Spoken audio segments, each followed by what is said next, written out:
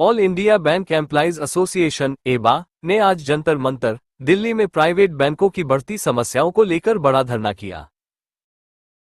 संघ ने चेतावनी दी कि देश के 21 निजी बैंकों में जमा 85 लाख करोड़ रुपए आम लोगों की गाढ़ी कमाई है और इन्हें विदेशी कंपनियों के हवाले करना जनता की बचत के लिए खतरा है। एबा ने कहा कि CSB bank, yes bank, RBL, federal bank, IDFC bank समेत कई निजी बैंकों में विदेशी निवेशकों का बढ़ता दखल चिंताजनक है। संघ ने सभी निजी बैंकों के राष्ट्रीयकरण की मांग की। धरने में निजी बैंकों की मनमानी पर भी सवाल उठाए गए। स्थायी भर्ती बंद, कॉन्ट्रैक्ट स्टाफ पर निर्भरता, नौकरी की सुरक्षा व तय काम के घंटे गायब, पेंशनर्स को अतिरिक्त एक्स ग्रेशिया देने से इनकार, फेडरल बैंक में यूनियन नेताओं का उत्पीड़न, तमिलनाडु मर्केंटाइल बैंक में 58 साल में रिटायरमेंट जबकि अन्य बैंकों में 60। सीएसबी बैंक में 2017 से वेतन संशोधन लंबित। संगठन ने नैनीताल बैंक को बेचने की कोशिशों का विरोध करते हुए इसे बैंक ऑफ बड़ौदा में मर्ज करने की मांग की। धरने में देशभर से बैंक कर्मचारी शामिल हुए।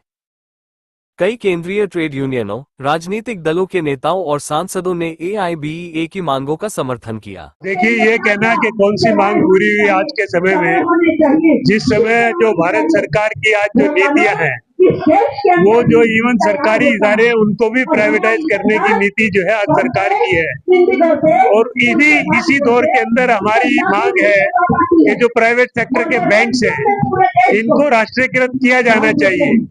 आज जिस तरीके से प्राइवेट सेक्टरों के अंदर विदेशी पूंजी जो है उसका आगमन बढ़ रहा है, विदेशी हाथों में जो है ये प्राइवेट सेक्टर के बैंक जा रहे हैं और इससे जो है जो हमारी आम जनता है उसका कोई हित होने वाला नहीं है। क्योंकि जब ये विदेशी पूंजी के हाथों में जाएंगे तो मनमाने ढंग से जो है अपने वो चाहे सर्विस चार्जेज हो या सेवाएं हो, एक लिमिटेड क्षेत्र के अंदर और लिमिटेड लोगों तक जो है वो उसको सीमित रखेंगे। एक हमारी मांग ये है। आज इवन प्राइवेट सेक्टर के बैंकों के अंदर जो है वो भर्ती की बहुत अधिक आवश्यकता है। ब्रांचेस के अंदर स्टाफ जो है वो पर्याप्त नहीं है और इसकी वजह से आज सेवा उनको देने में ग्राहकों को बहुत दिक्कत होती है। इसलिए हमारी ये भी मांग है कि पर्याप्त रोजगार जो है इन बैंकों के अंदर होना चाहिए। दूसरा, वहाँ ठेके पर अधिकतर एम्प्लॉइज को रखा जाता है, C2C, पोस्ट टू कंपनी, यानी उसके तहत जो है अधिकतर एम्प्लॉइज वो ठेके पर उनको जो है बैंकों में भर्ती किया जाता है।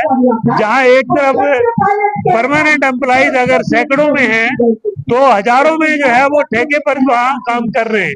तो हमारी मांग ये है कि उनको जो है रेगुलराइज किया जाए। छोटी छोटी बातों पर जो है अनुशासन के नाम पर आज एम्प्लॉइज को प्रताड़ित किया जाता है, उनके खिलाफ जो है एक्शन लिए जाते हैं और एक्शन भी डिसमिसल तक के लिए जाते हैं। और इसीलिए हमारी ये बहुत सी अच्छी मांगे हैं जिनको लेकर के आज हिंदुस्तान के हमारे प्राइवेट सेक्टर के बैंक कर्मचारी जो हैं वो आज यहाँ धरने पर मौजूद है। केरला से लेकर के जो है उत्तराखंड, तमिलनाडु, कर्नाटका, पंजाब, हरियाणा, यूपी, दिल्ली, सभी अधिकतर सभी राज्यों से जो है यहाँ हमारे साथी मौजूद है। ये मांगे केंद्र राज्य सरकार नहीं, क्योंकि प्राइवेट सेक्टर के जो बैंक्स हैं वो मांग अगर राष्ट्रीयकरण करना है उनको तो वो केंद्रीय सरकार ही कर सकती है, राज्य सरकार के अख्तियार में ये नहीं आता है। तो ये केंद्र सरकार से हमारी मांग है। जी सर, क्या नाम? मेरा नाम सुजित राजू, केरला से। तभी से उनका लाल झंडा बना। ये कहते हुए कि ये हमारी सफाई है, उसके 3 साल के बाद 18 से 89 के अंदर अंतर्राष्ट्रीय पैमाने पे ट्रेड यूनियनों की एक मीटिंग में डिसाइड हुआ कि 1886 Actually, we have conducted so many protest and demonstrations raising our demands. So far, there is no intervention from the government either or from the management side. That is why we forced to come to Delhi to demonstrate our protest here. It's a demonstration. This dharna is conducting in the banner of All India Private Sector Bank Union Cell of AABA, which includes 10 banks. private sector banks, old generation private sector banks and new generation private sector banks also coming. We are having very fundamental burning issues. We are demanding all the private bank has to nationalize. That is one of our demand. And the second demand in private sector banks, there is no permanent recruitment. We are demanding for the permanent recruitment in the private sector banks. Most of the employees are working in the private sector banks, post company employees. That means contract employees. So we demanding the cost company employees has to be converted to the permanent employees. That is another demand. And one old generation private sector bank is here, Catholic Saving Bank. Previously its name was Catholic Saving Bank. Now it is CSB Bank. In CSB Bank, foreign investors came in CSB Bank and the majority of the shares now holding by the Fairfax company. So ultimately what happens, the character of the bank also changed and employees, their eligible settlements, bipartite settlement has not been implemented so far.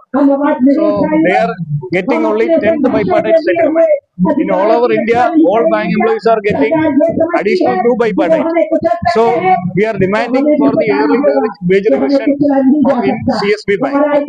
Similarly, in Federal Bank, it's a very good bank and a growing bank. But in bank, there was lot of attacks against the trade union. And 2 of the trade union leaders were dismissed from the bank with the very flimsy reasons and violating the labor laws also. We have been demanding for the reinstatement of those leaders, but so far management has not agreed for that. So that is another demand. Likewise, so many demands we are raising. The employees, those who worked for the bank for a long years, after 16 years, they are having the pension. But in the we are demanding for the pension updation before the government and IBA also. But in the 12th bipartite settlement, IBA has and central government also agreed to give some amount as an ex gratia for the retired employees. But that is implemented only in the public sector bank, not in the private sector bank. I am not telling in all private sectors, some banks they are implemented. Nainital Bank, Federal Bank implemented. But most of the private sector bank has not implemented that ex gratia for retirees. So many issues we are having. That's why we are holding this demonstration.